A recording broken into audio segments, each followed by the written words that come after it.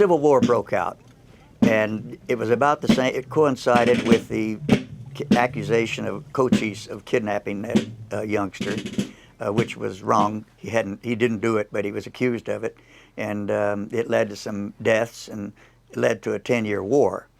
Well, the forts in Arizona were abandoned about that time, so there was no real military presence here. So it was up to the civilians, and people were pretty bitter about the being abandoned by the military, but they were fighting a bigger war back east. And so gradually they began to bring troops in again as the war dragged on. But a lot of times the citizens, it was up to the citizens, King Woolsey and people like that, you know, who went out and just did punitive expeditions against the Yavapai, Tonto Apache, and further south the Chiricahua. So all of this was going on, and then in 1871, a large group of Tohono O'odham Indians from Tucson, living near Tucson, banded up with a large number of Mexicans in Tucson and some Anglos, and they went up to Aravaipa Canyon, where the Aravaipa Apaches were, accusing them of the atrocities out and around Tucson, because you could venture outside of Tucson and be taking your life in your hands at that time. It was so scary. And so they went up there and massacred a whole bunch of them, but unfortunately most of the warriors were away, and it turned out to be mostly women and children. But they got back, and they were hailed as heroes in in Tucson. Not so in Washington. President Grant called it purely murder. And he said, we got to make some changes out there in Arizona, so we're going to start a peace policy. So he sends a one-armed general named Oliver Howard out, and he was a real religious guy. The Apaches thought he was kind of strange, because they thought before he ate, they noticed he talked to his plate. So they were quite amused by that. But Howard persuaded the Chiricahua and Cochise to make a treaty and end the war. So that took care of the Chiricahua temporarily. For as long as Cochise was alive, he kept his word, and they kept the peace.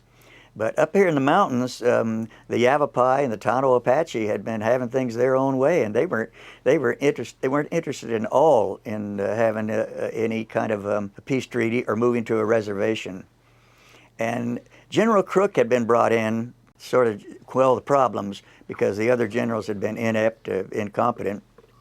And so Crook believed, he'd been around long enough, and he believed that it was in the best interest of the Indians, the Tonto Apache and the Yavapai and all, to give up those old ways. Too many people were coming in, and pretty soon the whites were going to be overwhelmingly large in number, and they're just going to go out and kill them, exterminate them, because that was the attitude, as extermination. And so he thought, we've got to bring them in, and we've got to get them out there and have them. They've got to stop raiding the Pima Indians in the villages along the rivers down there, and they've got to give it up. We want to make ranchers out of them and farmers, and it was something the Indians were interested in at the time. They were doing okay as raiders. This is what they knew. This is what they did. We'll make it a two-pronged thing. We'll have the olive branch. We'll extend the olive branch and the saber, and give you a choice. And so Crook decided to tried to tell them to come in. He gave them it was General Order Number 10 to come in. You've got till November 15th. Anybody out after November 15th will be considered hostile. And then here was the wonder of Crook's work as a general at this time.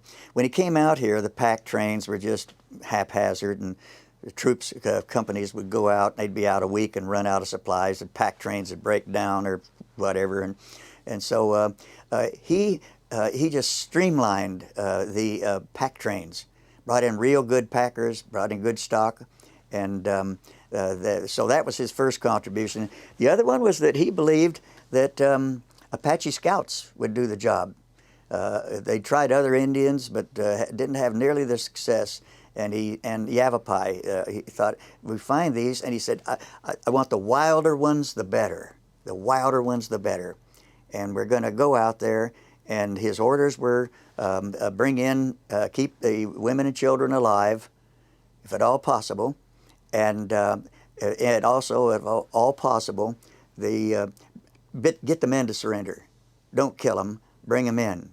I'd rather bring him in alive and work with him. And something about Crook, he had the respect of the natives more than any other general.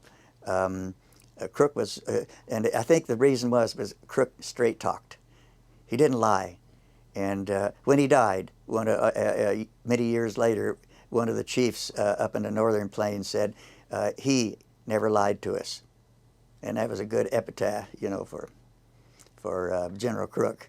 So, but they knew he was a dogged boy. He was a bulldog in battle, and he ordered the troops into the field. They were coming out from Fort Verde, Fort McDowell, Camp Thomas, Fort Grant, and Fort Apache. All of these, they were scattered all over what was called Apacheria, which is really the central mountains of Arizona, those rugged central mountains of Arizona.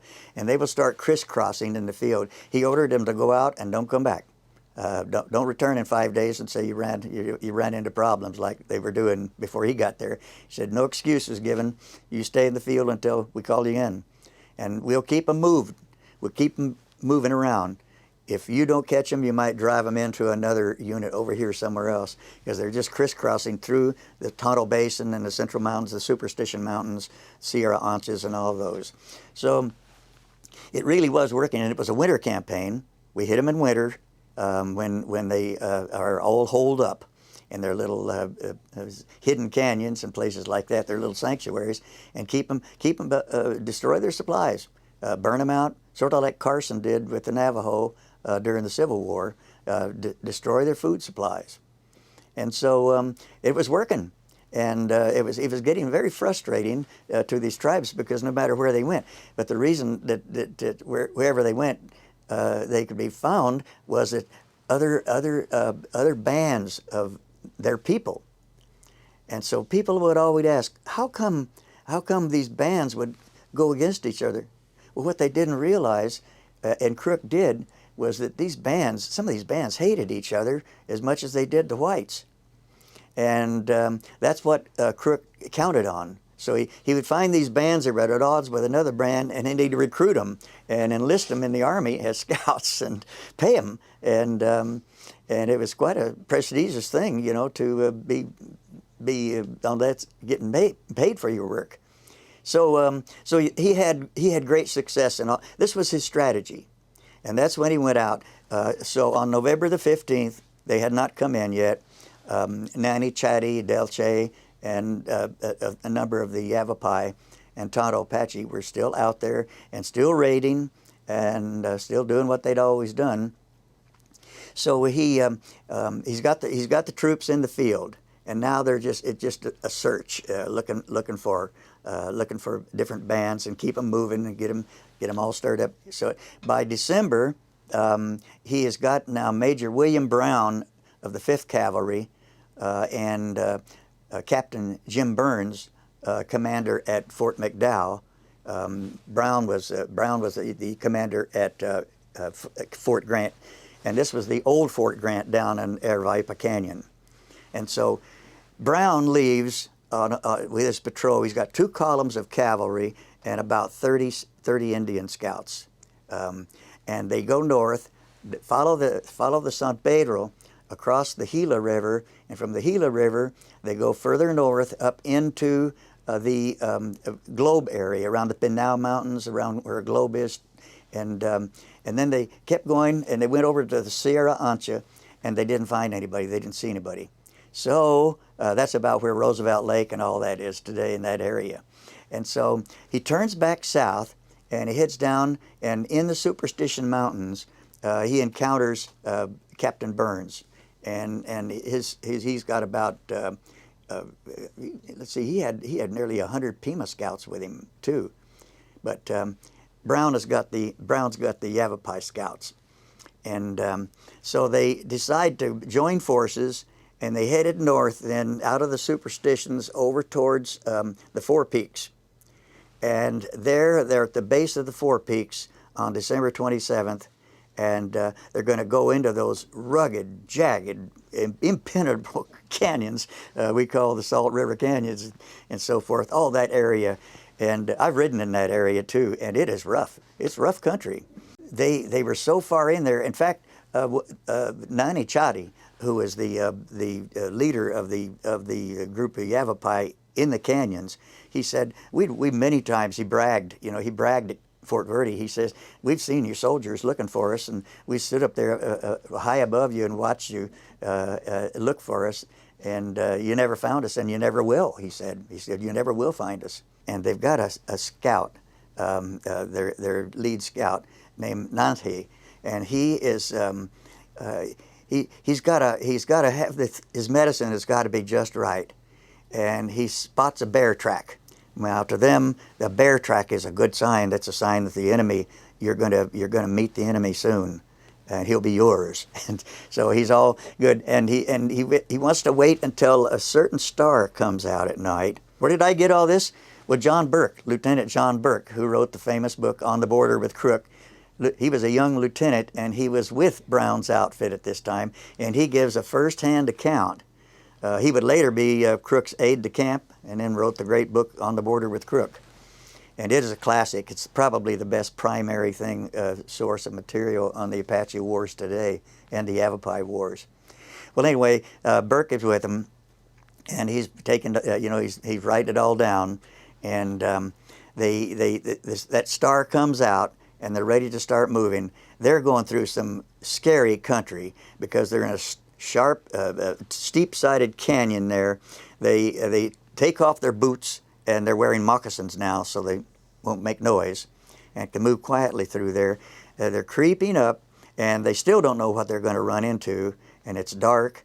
And if it's probably better if it's dark, as if you're looking, you're going to see 1,000 foot down to the river if I make a bad step.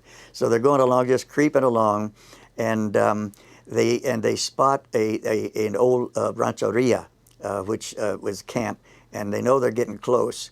And then they see some animals, and then they hear some noise. They might have been out. Burke thought they might have been out on a raid and come back. Whatever they were not posting sentries.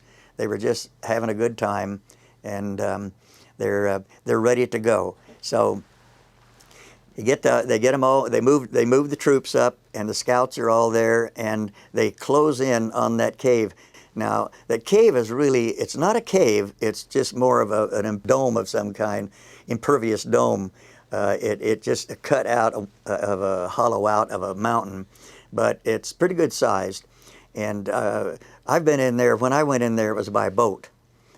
We came in, a couple of us, and came in there and climbed up some steep cliffs, and then it was a long, long slope and up to the cave itself. So there's open areas. Well, that was the way we came in from down below, from the river. But the troops came in from over the top. They were up here coming down. And they got down to this area, and then they were able to form in front of the cave, and they were ready for action. But first, Major Brown calls on them to surrender. Well, there were just a bunch of defiant cries coming from inside the cave. They'd never been beaten. There's no reason to think they were going to get beaten this time, but. Firepower is going to be important here. So Brown opens fire, and there at one point in this fight, they have a little boy wanders out. They were shooting, and they were shooting at the roof of the cave, and the bullets were ricocheting down, coming down, just ricocheting bullets flying all over. So they were taking casualties in there, and the little boy comes out. He has a little minor wound, and he just, poor thing, is about crying, he's scared. And Nanti, the scout, he runs up and he grabs the kid and takes him back to safety. And for that, he would later be awarded the Medal of Honor.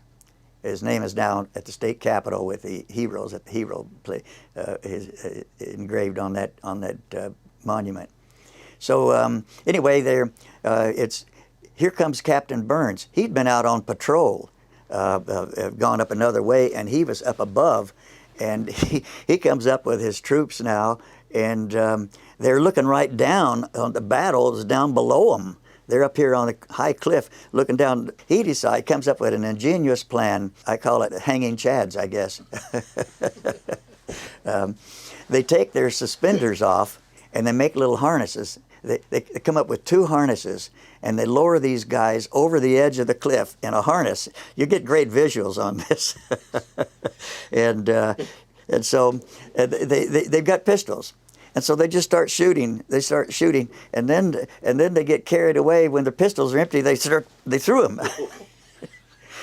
He said he haul them back up, but that gave him an idea. Let's roll boulders down on them now, and they started a young avalanche, and it just raises havoc. It has just gone crazy inside that cave, and people are hollering and screaming, but still defiant. Brown had said, let your women out and they'll be safe.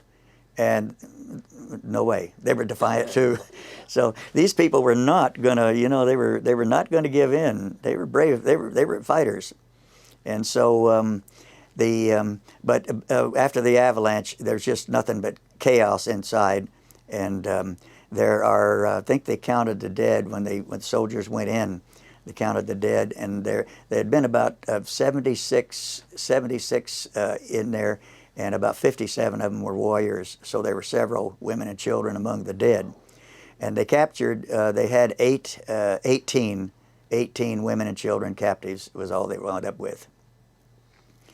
A little sidebar there, one of the ones captured was a little boy named that would become, his name would be changed.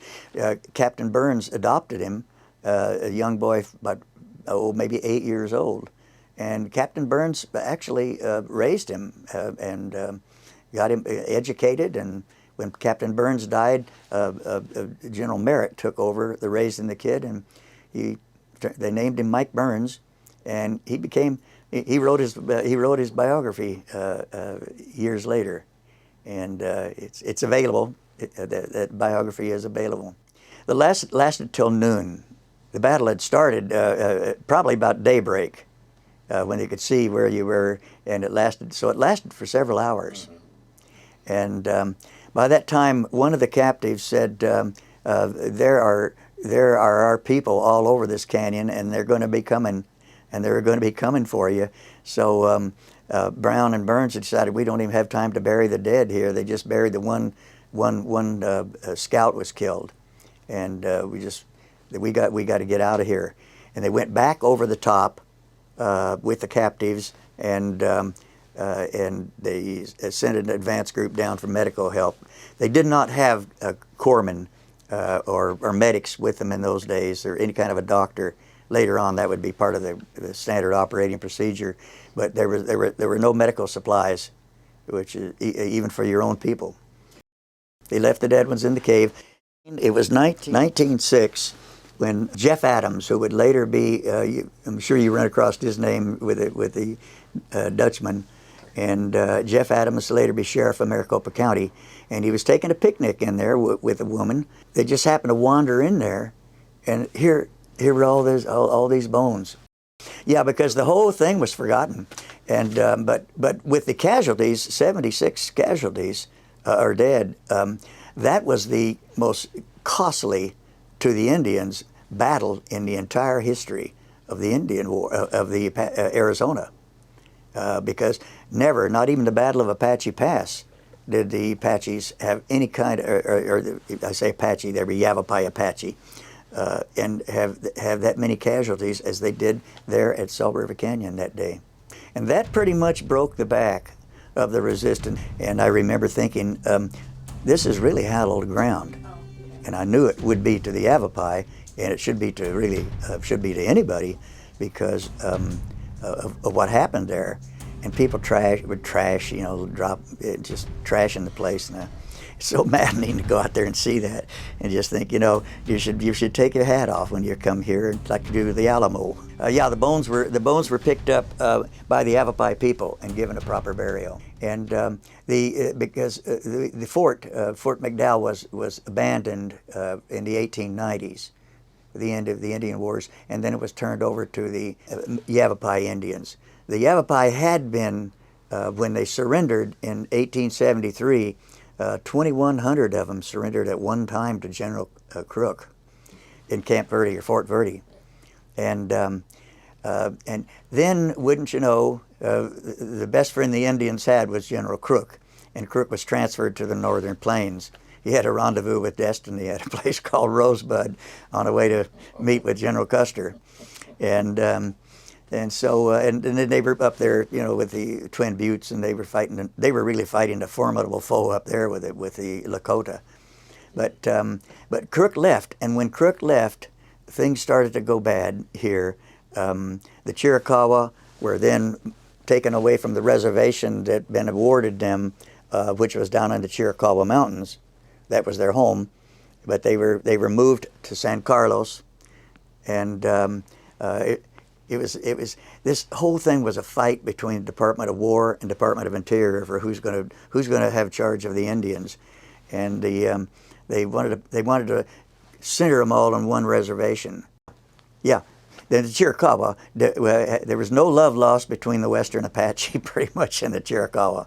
And San Carlos, which was Hell's 40 acres, they called it, it was just it's nothing to write home about today. And then, of course, you had the White Mountains. But the White Mountain Apache, they had allied, Alchese and people like that, had allied with the Army. And when the Army wins, they got prime property, which they have today.